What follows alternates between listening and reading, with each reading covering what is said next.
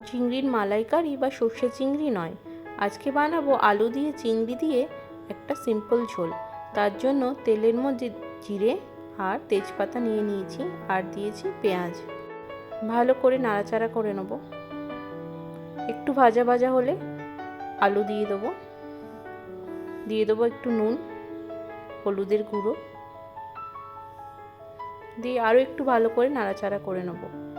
দিয়ে কিছুক্ষণের জন্য ঢাকা দিয়ে দেবো। ঢাকা খুলে চিংড়ি দিয়ে দেবো। দিয়ে এগুলোকে ভালো করে নেড়ে চেড়ে নেবো।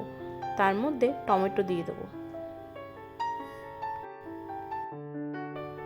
আরও কিছুক্ষণ নাড়াচাড়া করে জিঞ্জার গার্লিক পেস্ট দিয়ে দেবো।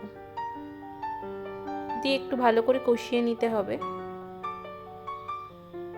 তেলটা ছেড়ে দিলে তার মধ্যে দিয়ে দেবো জল আর দিয়ে দেবো খানিকটা ধনে গুঁড়ো,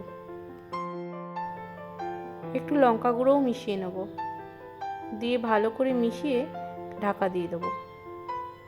ঢাকা খুলে ধনেপাতা কুচি দিয়ে দেবো। মিশিয়ে নেবো অল্প একটু চিনি। এরপর হাই ফ্লেমে খানিকক্ষণ ফুটিয়ে নিলেই চিংড়ি আলুর ঝোল একদম রেডি।